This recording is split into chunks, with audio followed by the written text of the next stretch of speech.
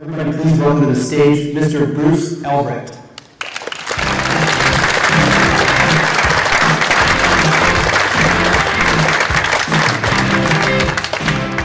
On behalf of Miller Electric and ITW Welding Companies, appreciate you coming out, being able to talk about innovation.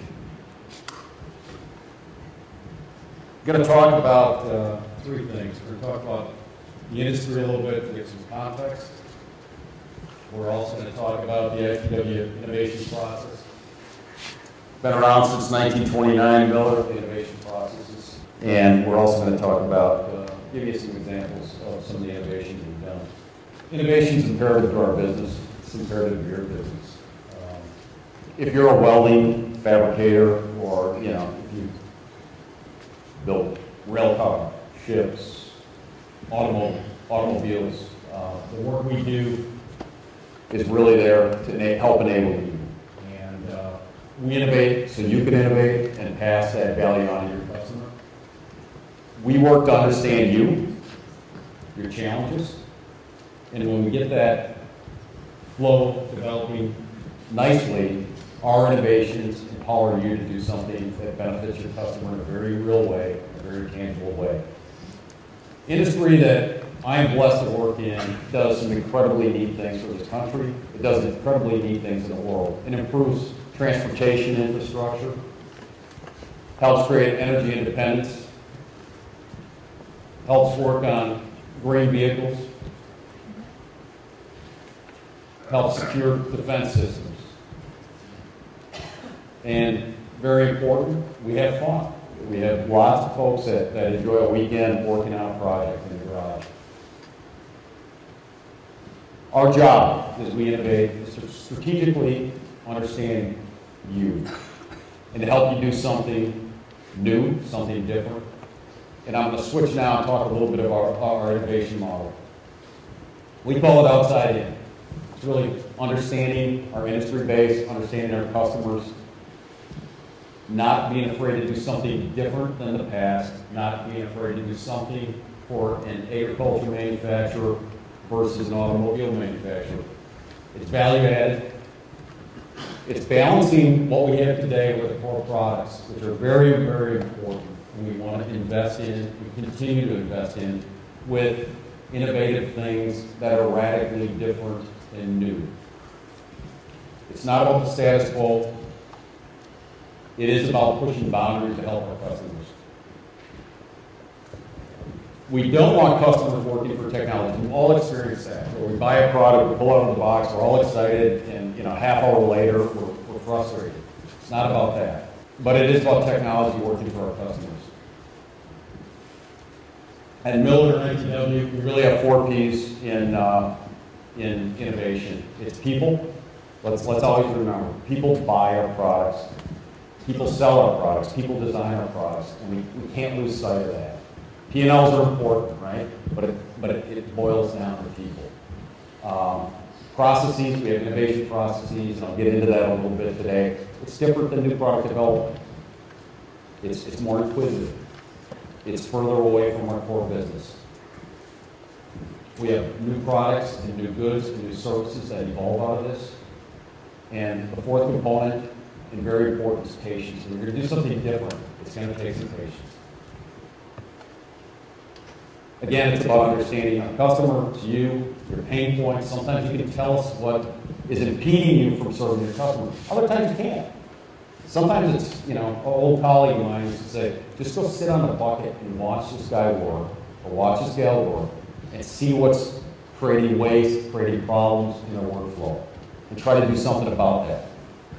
We want to help you innovate, do things creatively, do things differently, and ultimately help you succeed in your business. Our heart is about caring for the customer, caring for the market, and doing the right things to serve you so you can serve your clients and customers. Give you a little bit of historical perspective. The 1990s for our business, maybe your business, were new product development and toll gate processes that kind of help run the product development engine on time and deliver goods at the right time. About 2005, we started experimenting with some adjacent business models and some different toolbox that we didn't have in the new product development processes to kind of look a little further away from our core business and look for some opportunities. 2008, we started getting pretty excited about what we learned, even in some of the adjacencies. We started looking further out, and we started looking at potential revenues that were a lot larger also than some of the incremental work we were doing in our core.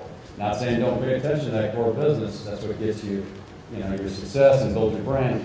But it's also, look out a little further in time horizon and in the market space. We use something called the growth matrix, and people say, innovation serendipity and innovations, yin and yang and all that stuff. In a large degree it is, but there's still things you do to inspire and create a winning situation for innovation. It doesn't. Apple dropped from the sky from Isaac Newton, but it needs to be a little more predictable. And what you have here is an XY axis, and it's kind of a portfolio management tool that we use. And you've got technologies along the x-axis, on the y-axis. We've got new markets down to our core existing markets. And we sort of look out there and say, what are places we're not currently in that have some opportunity for us that we want to look into? And we start sort of listing that in this process, placing them on this map, and ultimately we get excited about some things, and we put them into kind of a three-step process. And this is what it looks like. There's a strategy phase, an opportunity evaluation phase, and then there's a core new product development phase. The strategy phase is very inquisitive. These are generally places that are pretty far away from our core businesses. We don't understand a lot of things about them. So it's really important to be inquisitive, to listen, to learn. I talk about people. These are different people than you typically use in a lot of your core product development stuff. It's not just engineering, it's all our business disciplines coming together. And we kind of go out and we try to understand if it's something we don't understand a lot about. Who competes here? What kind of customers are there? What are the fundamentals of the market? Could we succeed there with a sales channel strategy? If we like what we're seeing, it's kind of a green light at a very high level. We call that kind of inch deep, mile wide. We'll go into an opportunity evaluation stage. Opportunity evaluation really helps us put a business plan together, put some product concepts together, do some financials, and if we still like it, it's green light, then we'll actually develop the products and go into kind of a historic new product development process with timelines and things like that. So it's kind of a funneling process. I want to share some of the, okay, that's a lot of kind of MBA stuff. Let's give you some examples. And it's interesting to hear Michael Diamond talk, and a lot of what I'm going to show you has some interesting parallels, because ultimately it boils down to people, depending on regardless of your industry. So we're going to show you some examples around simplification or simplifying, operator comfort, and the environment. And I've got some things here, and hopefully it kind of makes it more interesting. Okay, first area, simplification. Simplification is productive. Okay, if you can simplify a work site or a job for somebody, they will be more productive. Show you a couple things. That's not a very simple area right there. There's a lot of clutter, and so one of the focus areas of some of our innovation is to reduce it. And that clutter looks different industry by industry, but it's hard to deal with. And oftentimes with industry problems, it takes multiple solutions, or we do something a little bit different for a shipbuilder than we would for an aerospace company or a person fabricating pipe, like I was trying to demonstrate earlier here. We've got several different things we use. We use some wireless technology, which is radio frequency type stuff. We also, when you're in a ship, you can't get that wireless signal out. Okay? This might be great to shop somewhere. But when I'm a ship and I hold a ship, that's a big iron cage. I can't get that signal out. We call it WCC, or well cable control technology. And it's actually encrypting messages from that operator with an operator interface, which is right here. Okay, they're interacting here. We're sending messages up the well cable back to that power supply, and that power supply is responding. So we want that operator to have all the control they need, even though they're in the ship. No yelling out the porthole to another guy to say, which machine did he have anyway, and adjusting knobs. No, we want that all to happen very seamlessly, very easily, but reducing cords and cable. So you don't want a printer cord anymore. We don't have it at our house. It's part of our Wi-Fi network. And that's kind of what the theme here we're doing as well in the industrial world and the welding world. We also have a very interesting product called the Pipeworks machine off to my left. It's called Quick Select. It cuts your cordage about half for multi-process welding. So probably a little too much weld speak, but multiple solutions for multiple industries gets big things done in the industry for simplification. Show you something totally different. This is this side of me here, that's a service truck. And, you know, these folks are out there, you know, on Highway 41 working on construction sites, and they have a lot going on. They have a lot of tools. A lot of times they'll have an air compressor, they'll have a generator, they'll have hydraulic pumps, they'll have multiple engines that need maintenance. It's obviously a busy truck to keep organized. We started looking in this space a few years ago, and trying to understand some of the problems around multiple fuel tanks to fill before you get out on the job, multiple engines to maintain, and we came up with this idea of NPAC. And this is a service truck with a crane. NPAC has one engine powering air, electric power, and hydraulics, and it shares the truck fuel tank. It doesn't take a lot of fuel. Okay, it's not a great big engine. So we've got this all integrated in here. So when I go on with a full tank of gas, I'm not going to run out of gas. I've got a lot of gas for the day, and it's a neat power pack. By the way, it's not a welder, and it's not going into places we normally would have went to as a business before. Michael talked about user interface. Sweat it, absolutely.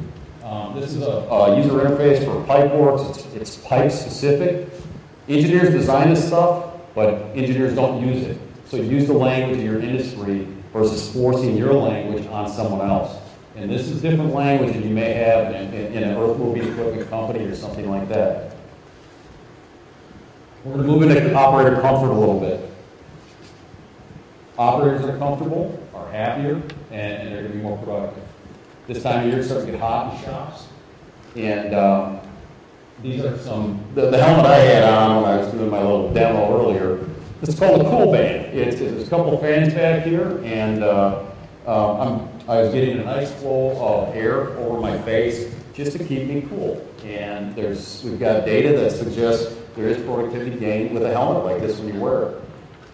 There's sort of a big brother to that Cool Band product, and that moves more air, and then sort of our ultimate solution, especially if you're working in confined spaces and you've got to do something about weld smoke and fume. This is called a Papper. It's got a respirator on it. There's air filtration coming off my, back of my fanny here, and the helmet's bringing nice cool air in and filtered air. So very good in confined spaces. The last area we're going to look at here is fume management for the workplace, and we've done a lot of work in this area based on the sort of the tool set and the process we talked about earlier.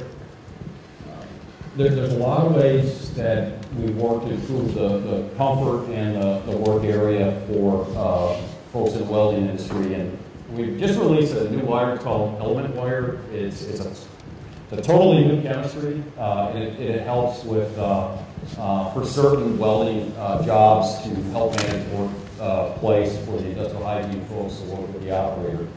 And again, industry opportunities oftentimes result in different types of technology to bear upon. This is a welding gun.